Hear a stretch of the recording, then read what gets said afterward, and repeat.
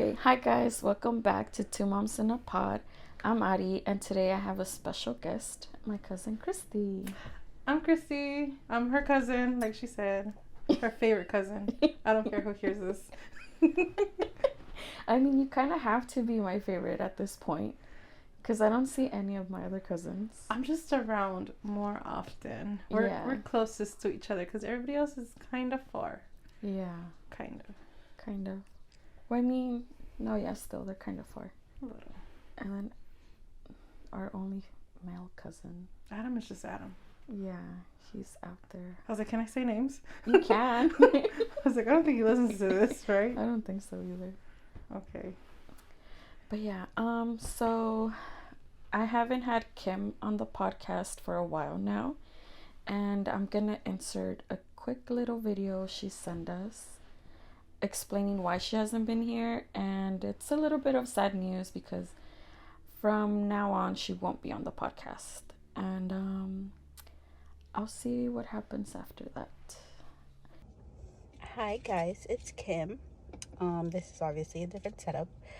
I am alone in my car on my lunch break, but I wanted to come on and tell you guys that I will no longer be on the podcast. Scheduling has been really hard lately. Things have come up. Ollie's gotten sick, Leah's gotten sick, and with Ari's living, a lot farther away, it's been a lot harder to get together to film, since we only film at her house, and we only really have one day a week to film, which is Saturdays. And yeah, before it was easier if either of us had plans or anything to do. She lived close enough to where I could just drive myself. But now it's proven to be a lot more difficult. So, we just haven't had a chance to get together and record. And instead of continuously not uploading or, being super inconsistent, I've decided to not be part of it anymore, especially because I am having a baby soon. I'm 7 months already. And I know it's only going to get harder having 2 kids instead of 1. And I just know how anxious I was leaving Ollie, and I'm going to be just as cautious with Kalila, so I just don't see myself really taking her out anytime soon, or any time soon after she's born, until I 100% have to, which wouldn't be until I go back to work. And then with that, we don't have much time left, so I'm kind of starting to be in my nesting mode, and the only days of the week that we have where both Caesar and I are home are the weekends. So I hope to maybe try to come back at some point, but I also don't want to make any commitments, because I don't know how life is going to be with 2 kids. That's going to be something to get used to. But yeah, I just wanted to come on and say that doing this the last couple months has been really, really cool, especially seeing all of the the feedback, and people really being encouraging, and hearing, just being able to vent, and also knowing that people have gone through similar situations, or just hearing your guys' experiences. So yeah, that's been really, really cool. And it's it was nice to have something to do outside of being a mom, which is the whole reason we started the podcast, was to, not to, for it to sound me, but to kind of get away from our kids and just have an hour, 2 hours to ourselves. So that was really cool. But yeah, I don't know what is gonna, become of the podcast. I don't know if Aris is going to continue, if she's gonna find a new co-host or anything like that. So yeah, I don't know if this is gonna be I think Aris is gonna do an episode with somebody, so if this is I don't know if this is at the beginning of the podcast. If it's the beginning, then I hope you guys enjoy the rest of it. If it's not at the beginning, then I hope you guys enjoyed the episode. And yeah, if she decides to keep on doing it, I'm sure she'll say it on the episode if she's gonna decide to keep on doing it. And if she does, I hope I will continue to listen. I hope you guys continue to listen. And yeah, so thank you guys so much for everything. And I hope to see you guys again at some point, maybe. But yeah, thank you guys so much. You might see more of Cristy or my sisters or a totally new person. Totally new mom. A totally new mom. In a pod. In a But pod. we hope everything goes well with Kim's pregnancy and she's happy, and we'll welcome her. You'll welcome her back when she comes back. Yeah, hopefully she comes back when she's ready. But yeah, okay, so moving forward, I like these chairs. I know they're very comfy, huh? You can just rock on them. Ricky did good. He bought these chairs. Oh, he did? Yeah. Ricky does a lot of good. Yeah, sometimes. Okay, sometimes. No, okay, yeah, I give him credit. He does a lot of good. Yeah, I'll give Ricky credit. Yeah. Hopefully he's listening to this. I think he kind of stopped after a while. Oh, he was like, I'm over it. Because I think he did. I'm not sure. But I think he did stop after a while. I'm curious now. I'm going to ask him. I'm going to put him on the spot. Have you watched it? Did you watch the new episode? What did they talk about? Pop quiz. Yeah. Okay, so today's topic is going to be toxic relationships. The office face. I told you I was going to stare at the camera. Okay, so I don't know. I feel like I think I've had a fair share of toxic relationships.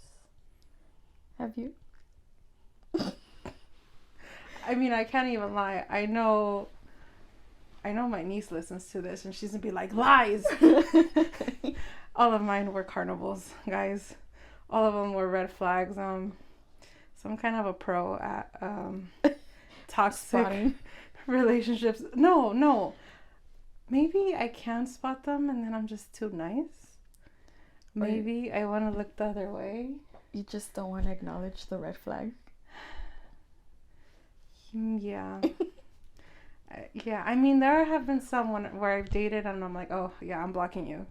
But then if I'm deep in and I already like you, yeah, I'm kind of like giving them the benefit of the doubt. Yeah. Which is not good. I know, I've done that too, where I'll be like, oh, like, I'll give them the benefit of the doubt. And then they just end up doing, like, the worst shit ever. Yeah. Go with your gut feeling. Yes. At this point. Yep. It's rough out there. It is. But go with your gut. Your gut is never wrong. And even if you don't want to listen to your gut, yeah, your gut isn't wrong. I know. I've regretted not listening to my gut before. But it's easier said than done. That is true. So. That is true. Okay, so first question I have for you is, in what ways can a relationship be toxic? In a lot of ways. It can start off by hiding phones. It could be from emotional attention. Oh, yeah. Not understanding your partner. With emotional attention, it's also like, you've heard of the love languages, right? Yeah. There's different kinds, but it's also like understanding your partner, but like seeing how much you can understand and like if you're really compatible. Yeah. You know, but in a way that can turn toxic, because what if that person really can't do those things? Like they really struggle with whatever it's going to, and not that that's toxic, but at a certain extent your needs don't feel met and then you're unhappy, then it could turn toxic, right? Yeah, I get But you. there's also the abusive kind too, but that's a whole nother thing. That's a whole nother Well, I guess that leads to the next question, is like, is a toxic relationship just about physical abuse? That's obviously no, because it could be like emotional abuse, manipulative. Yeah. And sometimes they could be manipulative and still talk to you in nice tones and make it seem like it's all okay. Yeah. When they're just really messing with your head. Like I saw this TikTok where this girl, she said I think she was going to her therapist, and she told her about an experience she had with an ex, like telling her that his love language was acts of service, and he made her a meal and like all these other things, and her love language was I think sharing like music and like stuff like that, and that she sent him a video or the song and asked him like, oh, have you heard the song that I sent you? And then he's like, are you kidding me? I've been busy doing all these nice things for you, but yet you want me to listen to a song? It's just a song. Like, I don't need to listen to a song to know that you love me. And then she was saying that her therapist explained to her that he was being abusive towards her because he wasn't acknowledging her love language and just basically acknowledging it. Yeah, even though it seems like whatever to him, it's important to her. Yeah. You know, and vice versa, right? Yeah. And then she was saying, like, I felt bad at that moment because, you know, he did do all these things for me. And I was asking him for something that wasn't that important, but to her it was. Until later, that when her therapist explained it, she's like, the light bulb turned on, and she's like, oh, that was toxic. Yeah. And the longer you date, the older you get, the more you see, like, oh, shoot, that was toxic as heck. But at the moment, you're like, whatever. Or you're just used to it. Yeah. You're, like, too blind to see it. Or you just think it's the way he is, and it's the way that he shows you love. You get me? Like, you feel like, oh, that's just the way he is. It's not going to change. Like, I just have to be okay with it. That also comes from our cultural ways. I can't speak for any other culture, but for Hispanics, a lot of women do stay, and they're like, no, that's my partner, and they stay right by their side, and it's just the kids watch it and grow up with it, and then they learn, oh no, I'm staying, like I know I have a lot of stuff to figure out with my mental health, but I do know that a lot of the things that I've put up with, I'm not saying my dad was a horrible person to me. My dad was a great dad. Yeah. He was amazing dad to me. Yeah. But was he a good husband? No. I'm not going to turn the other way on that. Yeah. But seeing those things, it's just, at the moment when you feel like you're in love and you're with them, like, you don't feel it as abuse. You're like, no, this person loves me, and you're just okay with it, and you put up with it. And then after, when you're out and done with it, you're like, yeah, why did I stay so long? And then it's sad because in our culture too, like, a lot of the times women stay because they're like, it's for the children. Like, I have to stay in this relationship for the children. Like, I can't leave them without a dad. Like, I don't think they or financial state. Or that too. But I think it's also like that thing where they don't want to be judged because they left their partner, and they don't want to be the single parents, or they don't know how to co-parent without family getting involved. Without being like judged by whatever party. Yeah. You know, you'll hear friends being like, oh, like they're sleeping with whoever, even though they're just trying to co-parent. They start getting like toxic and like controlling, and then how do you even move on? And then the kids see that, and it's just a mess. It's tough. I think the Hispanic parents are like, not parents, but like culture. Our culture's messed up. Yeah, they're very like, I mean, everything that you like can think about, like we put, well, we don't, but like they used to put men in like a pedestal. Like men are like the ones that bring the money, and they get to be treated a certain way, and women get treated like shit. And then they pass it on to the other generations, like, no, you have to treat your husband like this. And they make it like, they install it into us saying like it's okay to do all these things. Yeah, and no, I don't know if you've seen these TikToks where like men in other cultures will say, oh, they're a Latina, they're the most loyal. You're a dude, you could be in jail, but your chick will be loyal, she'll be there. And it's Hispanic women, Mexican women, not just Mexican, but Hispanic women are known to like stay by their dude. Yeah. Like no matter what they put us through. It's kind of sad. I mean, if you think about it, yeah, it kind of is. Like, why stay in this toxic environment? I don't know. I think it's just installed in us from a very young age that you have to like settle and deal with it. I think it's installed in women in general, and I think a lot of women can grow out of it, and like more generations to come have came out of it. Yeah. But in my opinion, I mean, maybe I'm old-fashioned or I'm like a hopeless romantic, but I think everybody's meant for somebody, you know? Yeah. And at the time that you're dating them, toxic or not, you think, no, this is my person. Like, not that you're dumb or want to put up with shit, but if you want to believe that that's your person, then that's your person. Yeah. And as much as your friends tell you, like, hello, are you nuts? You're nope, I don't see the red flag. And sometimes you do see it, but you don't want to listen because some people don't want to be alone. Maybe not even not want to be alone. Just there could be a million excuses why somebody doesn't leave. Yeah. Yeah, that's true. That is very true. And then, are there other types of abuse that push women or men to leave a relationship? Well, I mean, I think we kind of covered that, right? Yeah, I mean, unless you want examples. What would an example be for a man to leave?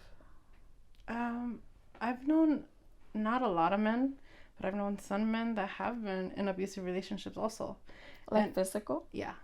Oh, okay. And they can't, obviously no guy wants to like feel like a bitch and say anything. Yeah. You know, that they told me in confidence was like a whole different thing, but it would have to do with their self-esteem, and that's why they put up with it, because it doesn't happen to a lot of men. I feel like men have their egos like up here, but the men that it does happen to, their ego is probably not high, their self-esteem is probably low, and they're like, this is like the best it's gonna get, and it has happened.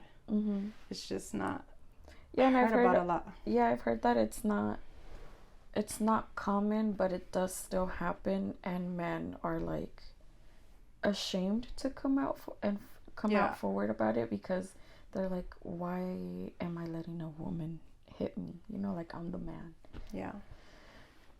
Yeah, but I mean, there's crazies out there too. There's crazies. I'm pretty sure there's a lot of crazy women out there.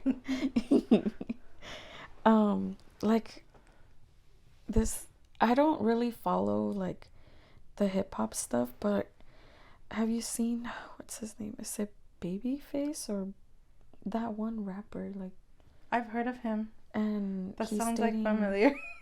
And then he's dating Christian. I don't know her name, but she's also like an upcoming rapper, and she comes out in on a baddies show, like the Baddies of the South or something like that. Okay, like reality TV. Yes. Oh, that's too much drama for me. Yeah, I can't. I have enough drama in my life. Like, I can't watch those shows because it's just very chaotic. But I've seen like a lot of videos have been popping up like on my Facebook feed, and it just shows like how very toxic both of them are to each other, but they're still together and like They just live off of that like thrill. yeah. Some people can't detach. So part of like my thing, Mm-hmm. I know I have attachment issues Mm-hmm. that I didn't come to acceptance until now that I'm 31. Mm-hmm. And it's that I really don't want to let go, and it's just part of my brain is like triggered by abandonment issues, Mm-hmm. which most people that have abandonment issues can cut people off. Yeah. Like, and it won't phase them because they've been abandoned before And they're used to and it. they're used to it. Mm-hmm. But my abandonment issues are I cling on and I attach and I want to fix it and I want to fix everything, like, Yeah. you know, like be the glue or something. Yeah. So some people really can't leave no matter how bad it gets, if somebody's yelling at your face Mm-hmm. or whatever it may be. Yeah. No, yeah. Like And then for you don't until you take care of your mental health, like you're gonna be stuck in that cycle, and it's a cycle I'm trying to get out of. Yeah.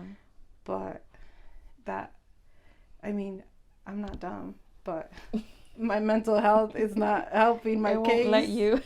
Yeah, no, I physically like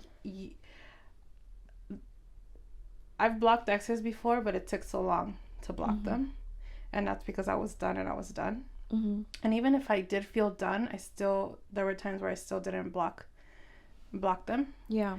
Not that I was reaching out or I would not ignore them when they would reach out to me. Just it's my attachment style. Yeah. I don't know why in my brain I'm like, I can't let go, but I physically cannot let go. It's very, very hard for me. Yeah. I get you. Like, there's been times too where like I should have blocked people, and I'm just like, no, like I don't think they'll reach out, and I just didn't feel You're the like, need. it'll just pass, and Yeah. be like, whatever. I'll be like, oh, they won't reach out. I'm not gonna reach out to them anytime soon or ever. So you just don't block it.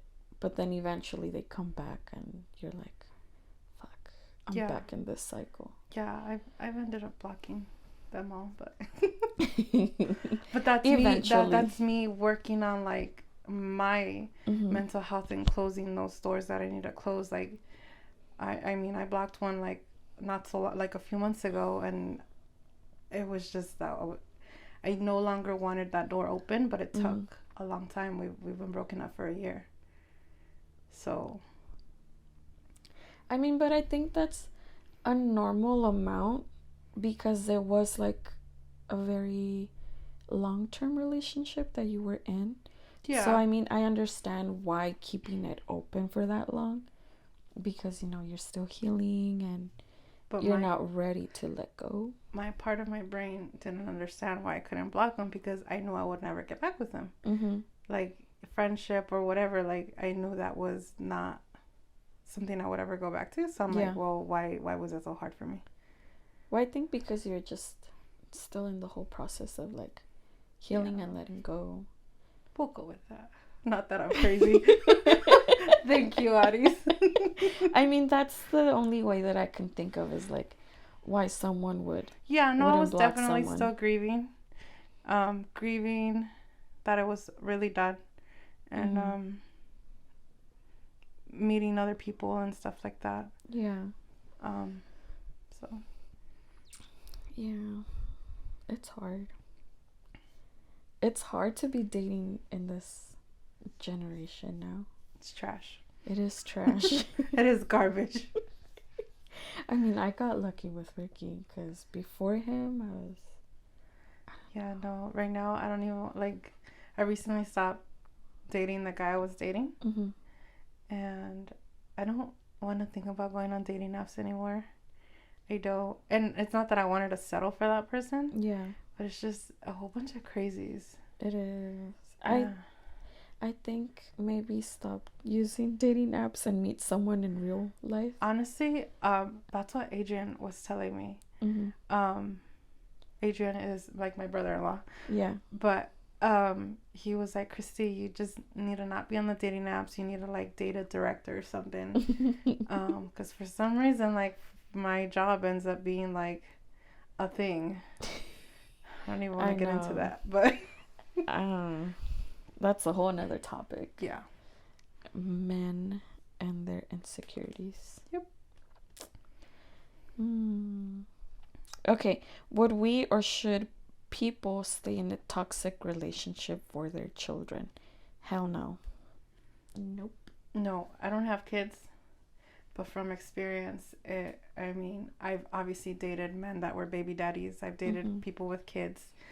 My parents stayed together because of their kids, children, yeah. you know, and my parents, when they split up, I was already older, so I had my parents for their childhood, but like you it said, wasn't like a stable, I saw how they happy. would fight, and Yeah. and it's not good for anybody. It's not good for the kids. It's not good for them to see what their parents have to put up with. Yeah. And kids cope differently, right? Mm-hmm. But like seeing how happy my mom is now, and if she could have found her person sooner, like I thought my mom did not like me growing up. Like I thought she was like mean, and like I'm pretty sure you probably thought my mom looked so serious. We'll just say serious. But she was stressed from work, stressed with having to put up with the shit my dad put her through, like, and like trauma, like you resent, like I know she resented him. You know, when the divorce was fresh, she would like, if I would do something like my dad, she'd be like, "You're just like your dad." And I'm like, well, duh, I'm his kid. He raised me, like, hello.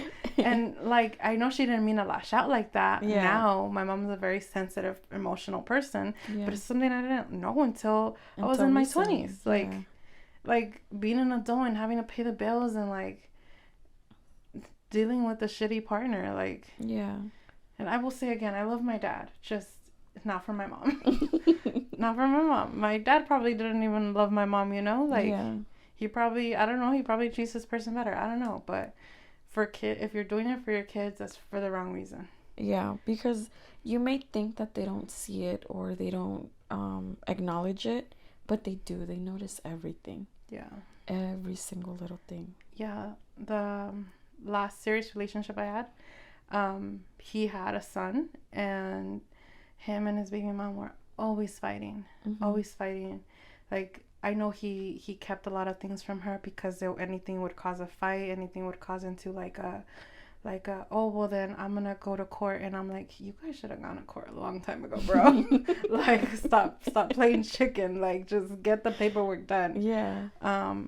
But it just, the more they would fight, the more they would resent each other. And they were saying that the kid, like his kid was like younger. Yeah, because he is younger, but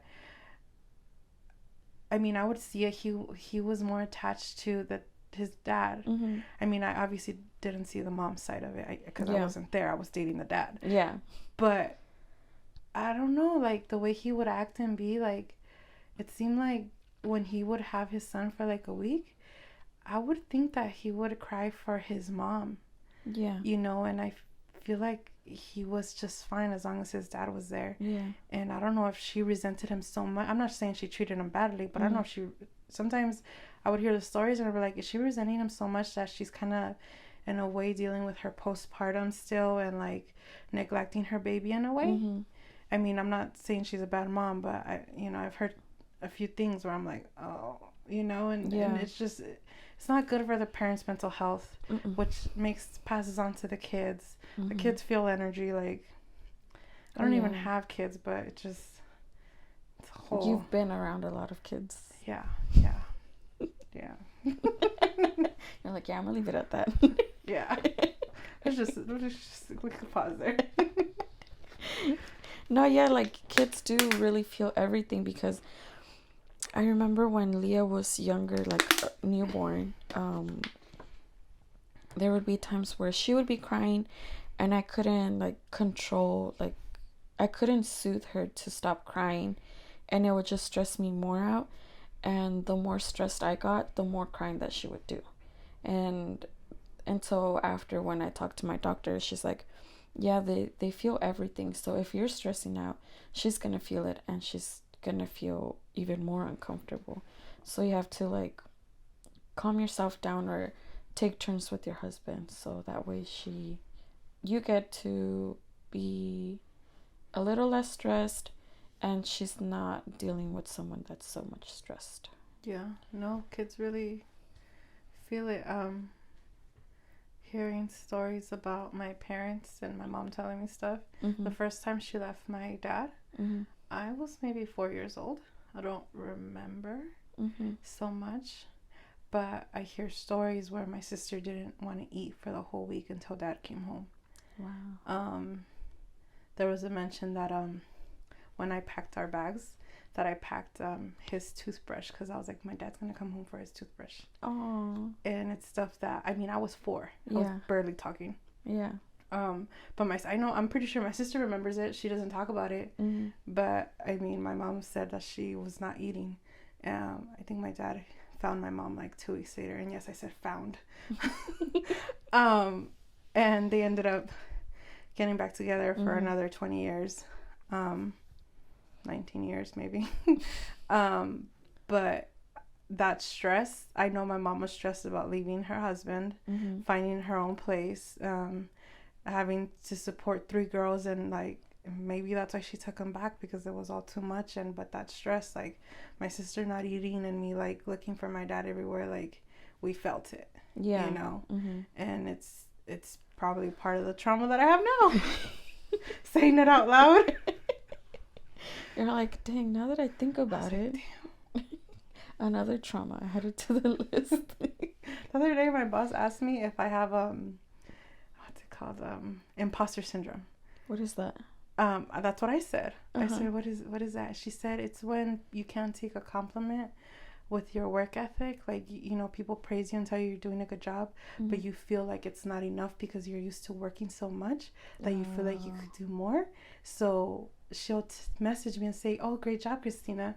And I'll message back, I have a joking cope, you know, I cope with joking. And I'll be like, sarcasm? And she's like, no, seriously, good job. Like, like, I'm not, like, she's like, why are you so hard on yourself? And I'm like, oh, add it to the list of my mental health stuff. Imposter syndrome, check. I can't take a compliment. Oh my goodness. Dude, I honestly think, like, kids in our generation are, like, messed up. I mean, yeah. I mean, 2 examples right here. And then if I think we're messed up, I'm hoping that our generation that's having kids is like doing better for their kids or wants to do better for their kids. But at the same time, sometimes you see these, like, if I see a 20-year-old coming into my office, I'm like, okay, like, I hope she's a hardworking 20-year-old. Yeah. But like, nobody wants to work nowadays. Like, what? No, like, seriously, like, it's like the entitlement you feel. Yeah. That's probably another cultural thing, because now we're second generation here. Like, we're first, right? Or, yeah, right? Yeah, we're first generation here. Second generation here is probably like a little more Americanized, and I feel like you feel a little bit more sense of entitlement. Yeah. Which, I don't know. Stay humble. Stay humble, kids. No, like, I've even seen videos on, here we go again with TikTok.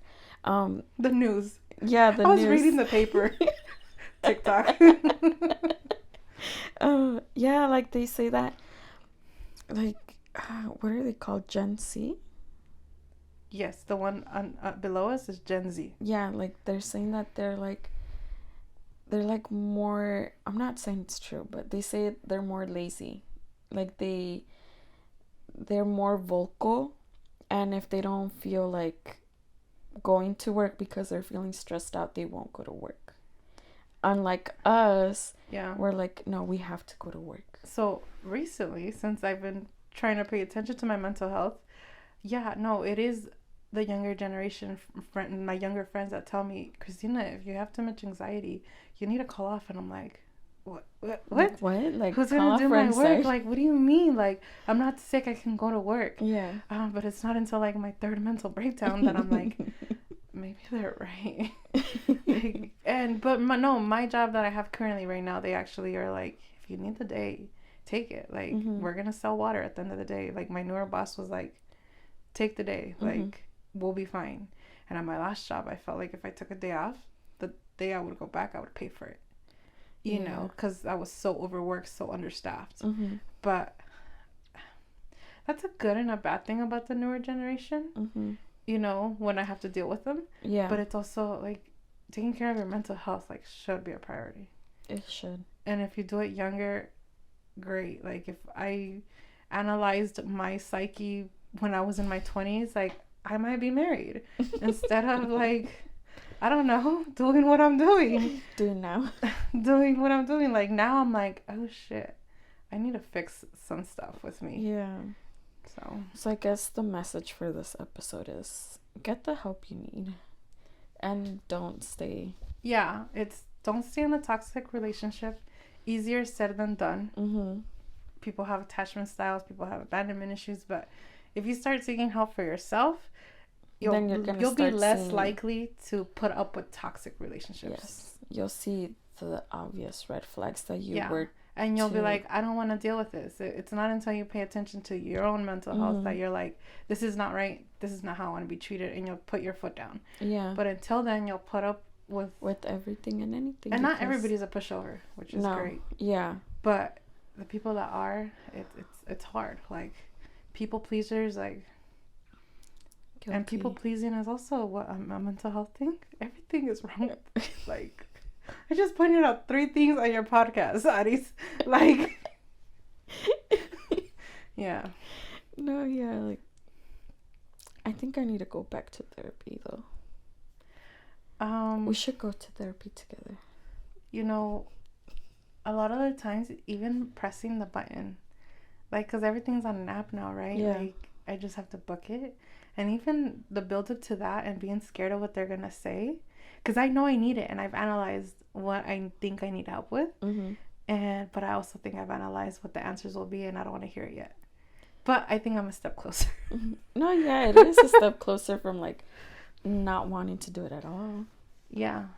And saying, I don't need help. Like, I mean, granted, there was stuff wrong with the people I dated. Mm-hmm. Definitely. Like, they had worse issues than me. Yeah. Okay. But doesn't mean that I didn't have issues because I was putting up with it. Okay, another question. Do you think having to deal with people that were like mentally unstable put on more like stuff onto you? Like more onto your mental instability from your list? Yeah, but it's not even just dating. I love all my friends. Mm-hmm. I really do, but I will tell them, like, we're all broken in a certain way. Mm-hmm. And I don't know if it's a cultural thing, what we attract, but hopefully I'm not going to say her name, but I did have a girl that I hired, and she's a close friend now. Mm-hmm. She interviewed great, and that's why I hired her. But the more I got to know her, I was like, I know why I hired you. And she's like, what do you mean? I was like, don't take this as an insult, but you have trauma with you. And she's like, what? And I was like, I like you. And I know I have issues. And I attract broken people. And I was like, I'm not saying you're broken, mm-hmm. but seek help. And she was like, what? I was like, I love you, but, you know, like, we shouldn't put up with what we put up with. Mm-hmm. And later on, as she started analyzing herself, and she's like, I hate you.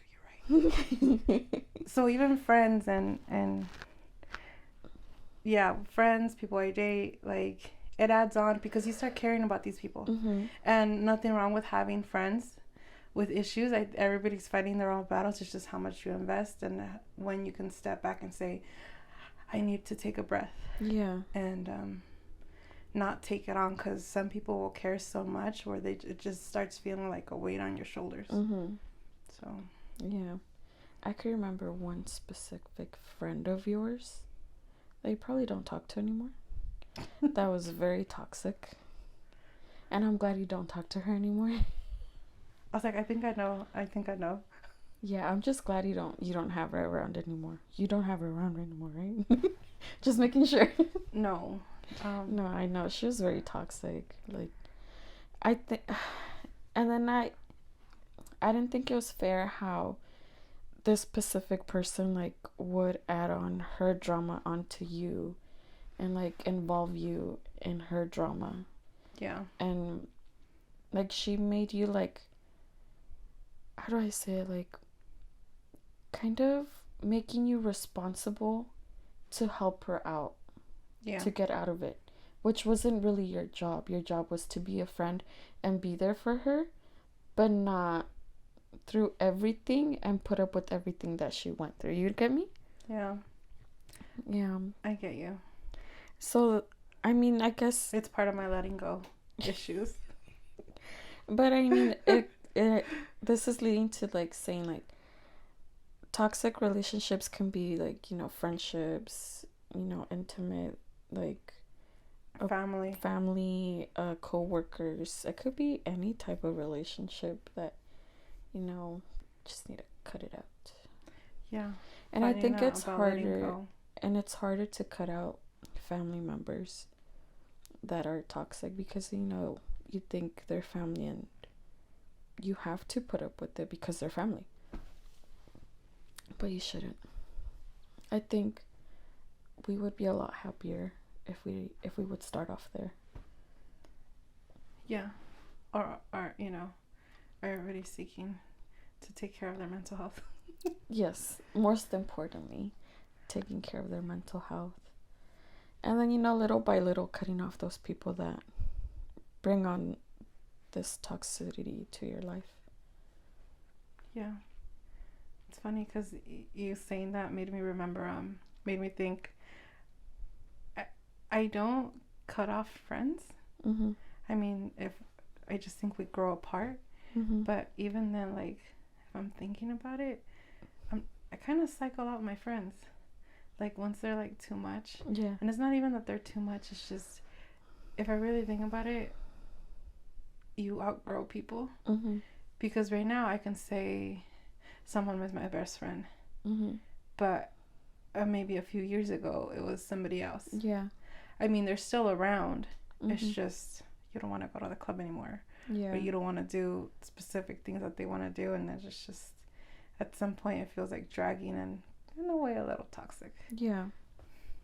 Well, yeah, I mean, at that point, you kind of, like, outgrew it. You need help. Get it. Yes.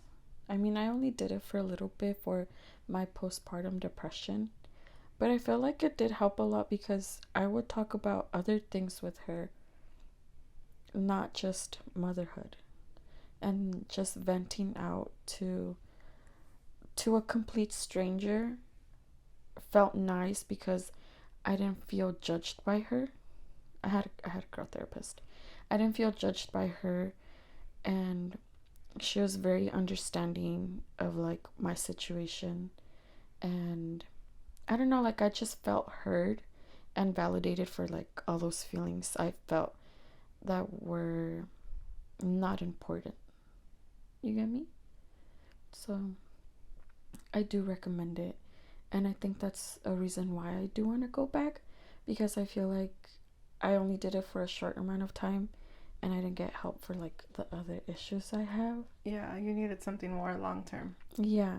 And yeah, the only reason why I got discharged was because I was no longer, I didn't have like the high rating of postpartum depression. So that's why I got discharged early. But going through that, I realized that I do need that extra help to deal with all these past things that I've gone through. And yeah, I do definitely recommend it. Yeah.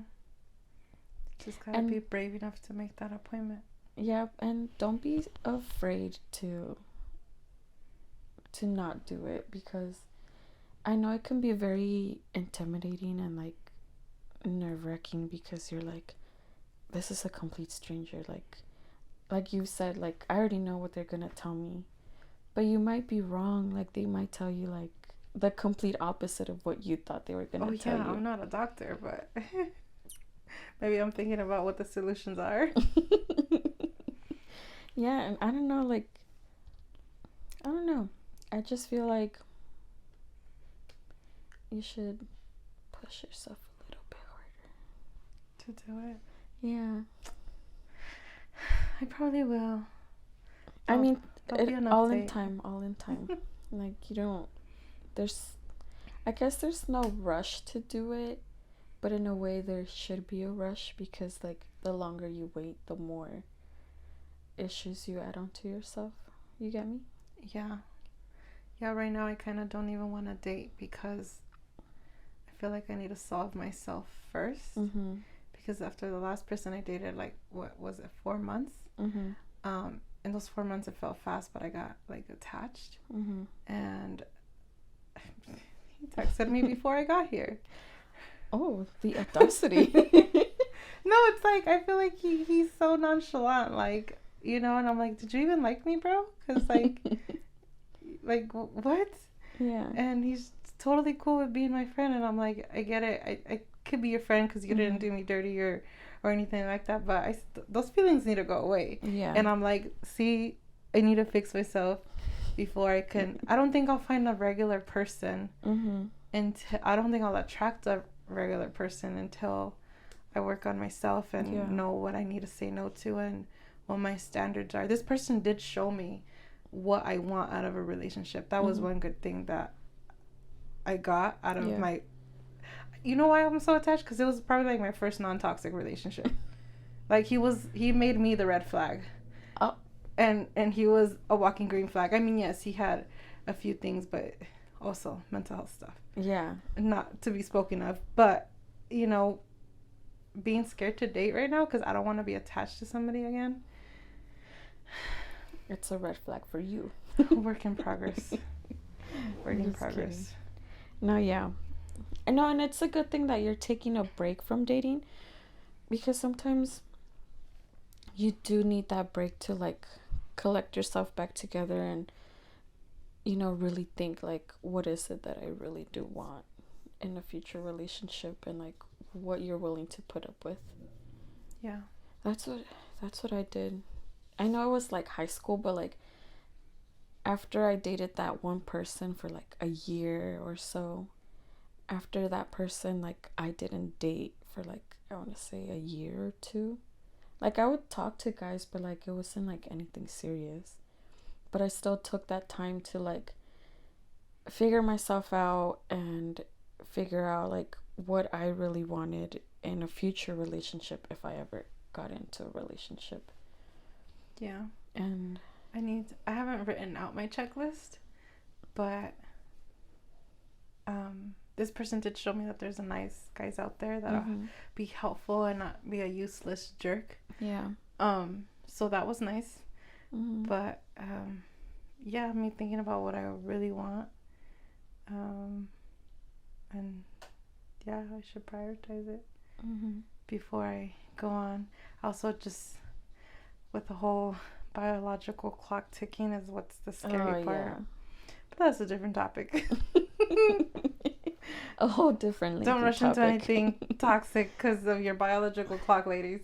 Oh, yes, please don't. Because then you'll end up, well, not regretting it, but, like, you'll hold a lot of resentment towards that person and yourself. Yeah, at this point, I know I no longer want toxic. I've seen this post where it was like a post that said, I no longer want to be crazy in love or toxic in love. I want to be in patient love and like a trusting love, you know? Yeah. And at this age of mine, I mean, everybody says I'm still young, but my bones hurt. But I don't. I've waited this long for my other half. Like, I'm not gonna. I don't think I can settle for anything less. Yeah. I feel like it'd be like, what? You waited all this long for that? Oh, my bad. Oh my goodness. But yes, point of this episode was get the mental health you need. so you don't put up with toxic relationships, Mm-hmm. abusive relationships. And if you're unsure if it's toxic, it's toxic. If Yeah, you're if you telling have yourself, to think about it. if you're telling yourself, is this toxic? It is. It is. Mm-hmm. Whether it's a guy speeding in the freeway because he's upset, if he's punching a wall, you know, instead of punching you, like if he's yelling in your face, if he's like telling you not to go out with your friends or telling you what to wear, your makeup, it's toxic. It's toxic. It's toxic no matter what he says. Yeah. Or she. Dude, when you said like speeding in the car, I was like, oh my god. It triggers flashbacks. you. It's something that I does. didn't think of Mm-hmm. until I saw it, you know, in the paper. TikTok. In the news. A girl said it. She was like, it's abusive, them driving recklessly on the freeway because they're upset, but they're not yelling at you. They're not talking to you. You know, they're not. But putting you in that danger, it's abusive. Like what? They're not God. Hello. Oh yeah, I was talking to Ricky about that the other day. I don't know why, but I asked him like, what was your ex-girlfriend's name? He's like, you don't need to know that. This That's whole in the time, past. and you didn't know? No, I haven't. Like I don't You're know. better than I am. I just never like thought to ask until recently, and then I was joking around with him, and I told him, well, what if I accidentally say her name and I didn't know that was her name, and it triggers you and you start having like a flashback like That's So Raven. And then he just started the stare, guys. And then he just started laughing. He's like, you're so dumb. And then I thought about it, and I'm like, well, I mean, sometimes you do things that do trigger me, like from my past relationship. Not saying that he does it intentionally or like in a meaningful way, but like there's things that, like little comments he'll make, and it'll just trigger me to like the past relationship, and I'm like, fuck. Yeah. One time I went over the guy I was dating, and his closet door was kind of like yours, and it had a hole in it, and it was like on the bottom, so I believed him when he said he didn't punch it, but I was like, what happened? And he's like, oh, I was moving my bed, and he went, you know, and it added up, but just walking in and seeing that, like, if I go into a room and there's like a hole punched in the wall, it kind of like triggers me. Yeah. So that's scary. Yeah. Getting flashbacks all over again. Okay, so we're gonna end the episode here, with our message being, get the help you need to leave that toxic relationship. So yeah, we're gonna end the episode here. It might have been a short episode, but yeah, we're gonna end it, and we're gonna share our oopsie of the week.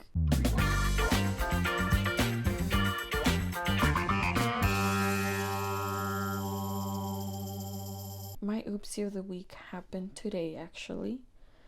I was running late to work this morning, and I always have to get my coffee, or else I'll just be dragging the whole day. My dumbass I put my coffee I was in the trunk getting my stuff to go to work. I put it on the trunk, and my backpack was there, and I moved my backpack, and I dropped all my coffee in the back of my car. Were you sad? I got like this much to drink. Damn. I was so sad. I'd be sad too. I was like, my coffee. Usually I could only stop for coffee if I'm not running late. So I'd be sad. And I could go like on my lunch break to get coffee, but it's that guilt you feel. Yeah. Of like going twice to get coffee. I'm not balling. I know. But I even thought about it to go get coffee for lunch, but I'm like, no. Like, I already spent in the morning. I shouldn't spend again in the afternoon. But yeah, that was my oopsie. I spilled my coffee, and I saw that I put it there next to my backpack, and I just like knocked it over. I'm gonna need to write down my oopsies because I have them pretty often. But the one that's coming to mind didn't happen recently. That's fine. I was babysitting Max, and I know I still lived with them. So this was obviously, it was last year, maybe this time around last year.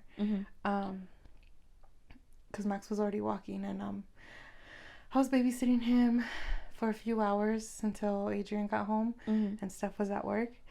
I showered him, I had bath time with him, all fun and games. He got hungry, and I made him a PB and Nutella sandwich. And I gave it to him, and he was like munching away, and then he starts and I'm like, hello, are you allergic to peanut butter? And then he's like and I was like, Max is allergic to peanut butter. No, I use chunky peanut butter. Like, he doesn't have teeth, and that's something like a mom would think of that. Like, you, I think, would know not to give the chunky peanut butter because it's so small. Like, Steph would know. Me, I was just like, here you go. You like, and he liked it, and I was like, Max, give me the sandwich. And he was like, at this point, he was hungry, so I left him the sandwich, hoped he didn't choke, made him another Nutella sandwich, and like swapped it. But I was like, I feel like that was an oopsie mom moment, but tia moment. Like, I feel like that's where the mom light bulb didn't go off. Like, my maternal instincts were not there. He had no teeth. He had some teeth. He had no teeth, and you gave him crunchy peanut butter. He had some teeth, in my defense. They're just not meant for peanuts. Like, I didn't know. I mean, babies can't eat Doritos until a certain age. I didn't know that. Yeah, I think it's because they could get stuck or something. Like, since they're flat, I think they could also choke if they swallow it. It's just Doritos, I think. I think, like, the Lay's potatoes, I think they melt. But I think the Dorito chips, since they're like tortilla, like, I think. So then tortilla chips would be the same thing? Yeah. Until they're a little bit older or something. Oh, I didn't know that. I think Stephanie told me that. You learn something new every day. I think Leah's old enough, but... No, yeah, pretty sure. but yeah, no, just because they have teeth doesn't mean they could chew everything. Oh, well, we learned something new today. Yes. Okay, well, we're gonna end the episode now. We hoped you guys liked this video, and again, sorry for the bad, well, not bad, but like sad news. And hopefully you guys get to meet our new future co-host, or you might see more of Cristy, or both, or my sisters, or maybe Ricky. Another Ricky episode would be funny. Oh yeah, I think we need another Ricky episode after this. Yeah. But yeah, I hope you guys liked this episode, and we'll see you guys next week. Bye. Bye.